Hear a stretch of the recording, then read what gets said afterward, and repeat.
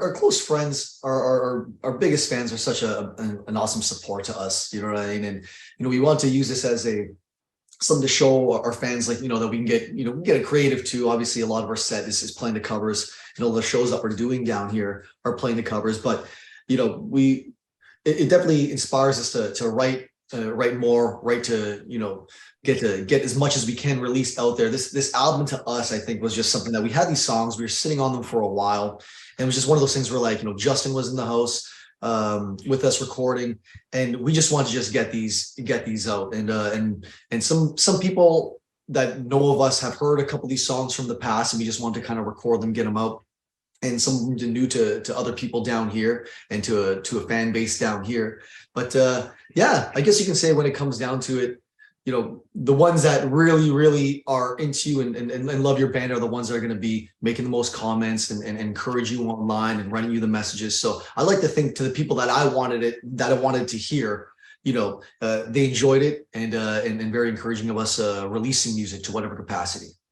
And when you've been playing the songs from this album live, how have the crowd's been reacting to this music?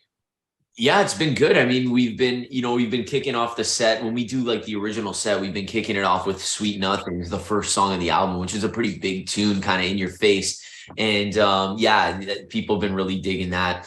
And then, we kind of break down one of the songs, we do an acoustic moment. So we're kind of just, it spans the whole spectrum. But like Chris was saying, we were all living in this house out here in Desert Hot Springs, California. We had Justin, he had the gear, so we were just like, we've been sitting on these tunes for so long. We just got to make something happen here and get these songs out. So we didn't overthink it too much in that sense. We're just like, we're overdue for some music. Let's get it out. And yeah, it was fun. It was an interesting process though. There's a few little fights, a few little highs and lows, and it was, you got guys living in their mid to late 30s here in one house.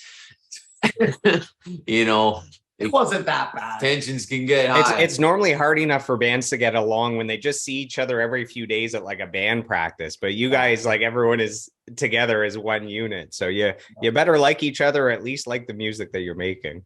Yeah, well, who saw? Just kidding.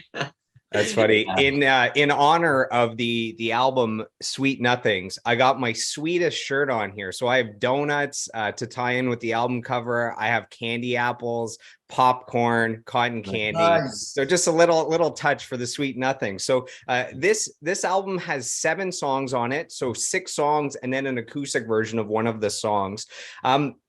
You're talking about kicking off the album with Sweet Nothings. Sometimes you kick off the set with Sweet Nothings. There's a music video for this song. Can you talk about the creation of this music video? Well, yeah, I mean, we have our videographer, Eric Soto, who's also from Mississauga, living with us in the house. And he just films kind of everything, that's why he's here. He takes pictures, he does video and other things. He goes above and beyond in so many ways, and he's a good friend. But he has all this awesome footage, and it's like, we're doing the YouTube series Keep It Dreamy, that we have half-hour episodes, so we use a lot of this footage for our little reality series. But there's so much awesome footage that doing a video like Sweet Nothing is a bit of a compilation video of this kind of California lifestyle, some of the gigs. It was really easy to throw together because every show we do out here is like outdoors, you're an hour and a half from the beach. It's like, we're in the best backdrop in all of North America. So it's really easy to kind of piece these clips together. And Eric's just a pro, he knows what he's doing. So that's how that video came together. It's a bit of a compilation of what our life had been like for the past few months leading up to the release of Sweet Nothings. Yeah, I thought it was a great, let's see, like a companion piece to the band, where when you watch that, it's like you're getting the vibe of the band, like the essence of the band. So the amazing live show and the backdrop and the vibes and the high energy. And I felt like it was like a perfect like business card. Like if you had to get everything out at once, the music and the image, it's like you could, instead of giving a business card, you could send like a digital business card by sending the link to that video. And it's like venues would get it right away and fans would get it. They would understand what you're going for. That's exactly what we were going for, to be honest. That was a bit of the game plan there. Totally. So, yeah, glad it worked. So you talked about having quite possibly the best natural backdrop, in North America. On that note, there's a second music video for the acoustic version of one of the songs, "Make You Mine." So, Chris, do you want to touch on just that amazing natural backdrop and how that video came together? Be honest with you, that happened so like when we recorded it, it was just supposed to be for some like kind of like video for like Spotify. Yeah, the Spotify, the 7-second looping videos. That was the idea. And initially, I wanted to like I've always had. I'm not sure why. You know what I mean? I know exactly why. I always love like the acoustic, like acoustic love songs. I love like all those kind of things growing up, especially even at the end of like one of my favorite albums that we'll get to. They end Butterfly. Butterfly. They end the album with an acoustic song, and initially we were talking about doing the music video and had a light concept for the music video of "Make You Mine," but the up tempo version, the full band version, and then we were sitting in the back, and then Johnny was just being like, I'm going to put this camera on you and just capture the sunset and just sing the song.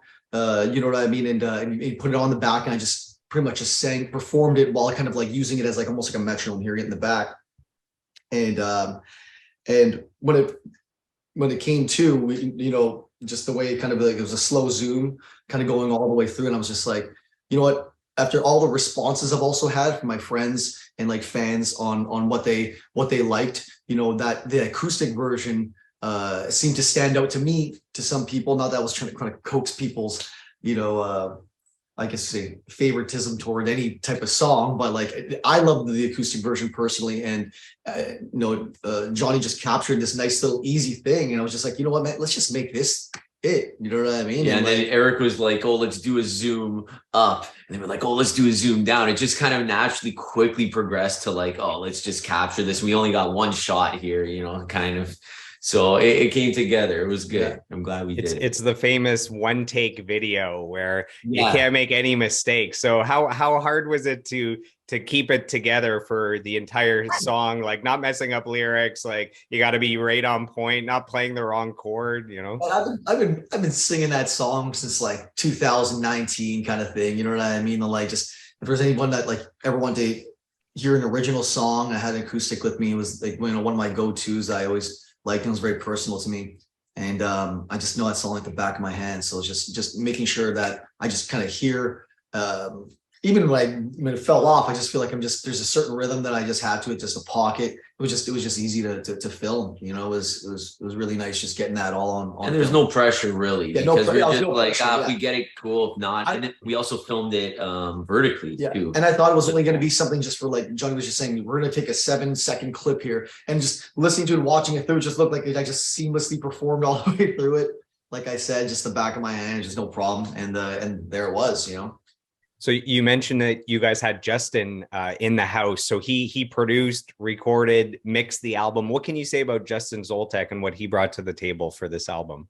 Justin was great. He's I don't know where to begin with Justin. Like the room we're in right now, this was kind of like a bit of the studio, his bedroom. We were recording in all different rooms, and he has an interesting way of working, where he's just like, for example, you're doing vocals or something. Sometimes people get self-conscious. He'll just like hit it and he'll leave. He'll be like, yeah, just take a couple of rounds, get in the zone, come back. So he really understands, because he's a musician too. He understands how to kind of work, get the best out of people and get good takes and not put the pressure on. I think that's the cool thing about Justin. I think that's the best part with Justin, is that not only is he great in the studio and knows how to work it technically, he is a musician, performer, studio performer, like all through, and he just really knows how to communicate, understands where you're coming from, and can make it comfortable for you in the studio, which is like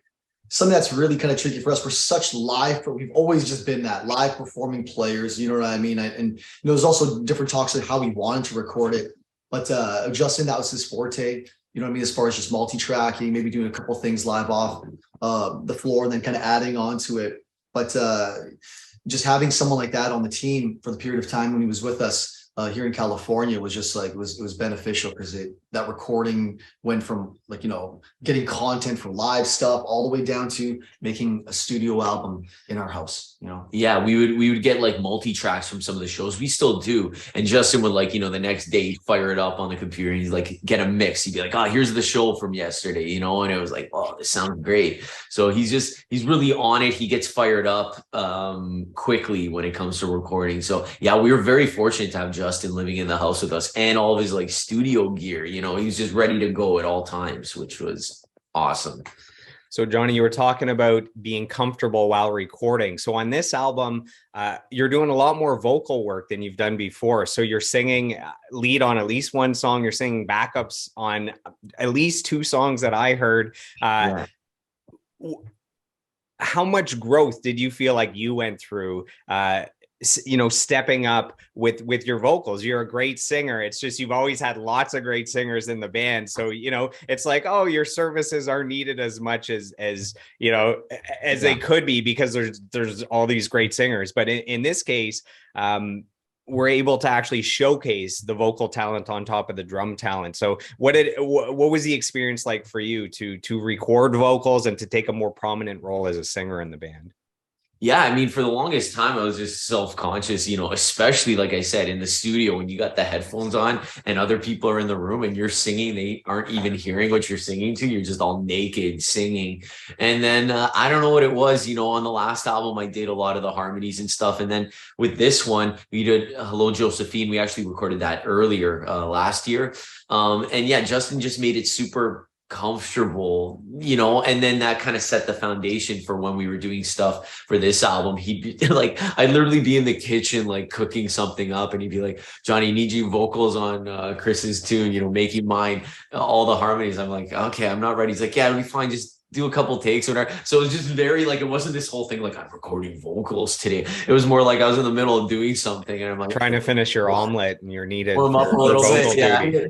Yeah. And then, I just laid it down. And then, because Eric's filming everything for our YouTube series, Keep It Dreamy, like I listened back to it later and I'm like, oh, that's weird. Or like, oh, it's not too bad. And then I'm just like, I don't care. I don't care anymore. People, like, it doesn't matter. I'm just doing my thing. And, that's it. I've come to terms with everything. It's been a cool journey. Richie here, Chris, has been helping me out quite a bit with the vocals because he's been learning it. And you're a singer too, so it seems like singing is like a journey that is never ending. And everyone's got different strengths. We always knew Johnny was a great singer, and I think it's just one of those things where he's very sweet too and doesn't want to step on anyone's toes, especially like when with any of the lineup, with singing. And there's almost a part where you almost got to tell Johnny, you got to get in the mix, man. You sound like an angel. You know what I mean? You got to start doing it. A voice of his generation. Yeah. The songbird. Yeah. And everyone says that too. Like, especially when we harmonize together and stuff, there's no, it's there. We're both there together. And then I'm glad that we have that kind of relationship. We're big Everly Brothers fans. So locking into harmonies and just being on that level. He's got such great pitch. I'm taking notes from Johnny a lot of the time. So it's just one of those things where it's just like when you have people on the roster that can make this happen and make it happen, really, really well, we got to highlight it. We got to bring everyone to the forefront and get everyone their shine, There's a song on the album called In California. So you guys have been living there now for a few years. How are you liking being in California? I mean, I'm seeing pictures and videos. You guys are fit. You guys are tanned. It looks like a good time. I'm pretty jealous, especially in the winters when I see all your updates. How are you liking California? And Chris, I gotta ask, have you been doing any of the extreme rollerblading? Because I know they love their skate parks down there. I've been skating a little bit. To answer the last question there, I've been skating a little bit. I try to get too nuts. The American healthcare is nothing like Canadian healthcare. You can't just walk into there with a health card. It's a process. So I'm trying not to bang myself too much. No backflips while in California. No, only front flips. I just joke. It's been fun, and it's just another way for us to just kind of get some sun out here, and it's been good for that. Yeah. But yeah, California's been awesome. I mean, it's all it's all smoke and mirrors. We're obviously sharing all the good parts, but we're grinding away down here, working hard, trying to keep busy. But yeah, it's like, you're waking up every day. There's not a cloud in the sky out here. Like actually, and it only rains a handful of days. And, coming from Toronto, Mississauga, where it can be gloomy quite a bit, it's nice, having the sun every day. You feel energized. You feel like you can get in shape and do things. Shout out to Wilson Wellness, our trainer, working with us remotely. We try to go to the gym, but we try to do all these things while always maintaining the priority that the band has to get to some next level. And that's what we're always striving for. You never really know who you're going to meet out here at shows. There's a lot of people who will tag us later in videos and you're like, oh, that's so-and-so, or like, oh, that's an influencer. So it's really cool. You get a sense that you can get to another level out here, and that's what we're doing. And we're at a certain level in Canada. We're doing a lot of the theaters, like you said. We just came back from Canada and we did 2 theaters. Those are awesome. We did Huntsville and we did Lakefield, and that was great. And then down here, we're kind of doing some of the clubs and things like that, but we want to get to the level we were at in Canada and exceed it. So we feel that kind of that can happen down here. But yeah, I mean, life is good down here. It's great. You're in the sun all the time, and people are nice. Yeah, it is still like, as much as saying not smoking, it is smoke and mirrors. I just like, we yeah, exactly like Johnny was saying. Like you wake up, you're inspired. It's a great, it's great. People are beautiful out here, so sweet to us, making us feel very welcome. There's a lot of Canadians out here, and well, they've gone. The now. snowbirds. And the snowbirds. Yeah, they're all gone now. We have a little sun out here now, so they're okay. Yeah. Exactly. But no, it's been a good time, and at the same time, it's been, we've had years established back in Canada. And right here, we've only been here for about a year and change, year and a half. So we're still grinding, still trying to do our best to make it happen over here. So it's a balance of two. We do miss back home too. We do miss some of the bigger shows. I know we can play like an El Macombo equivalent in LA and fill it out the same way. I mean, wouldn't that be amazing? But we still have to work on it. There's goals that we're trying to still hit.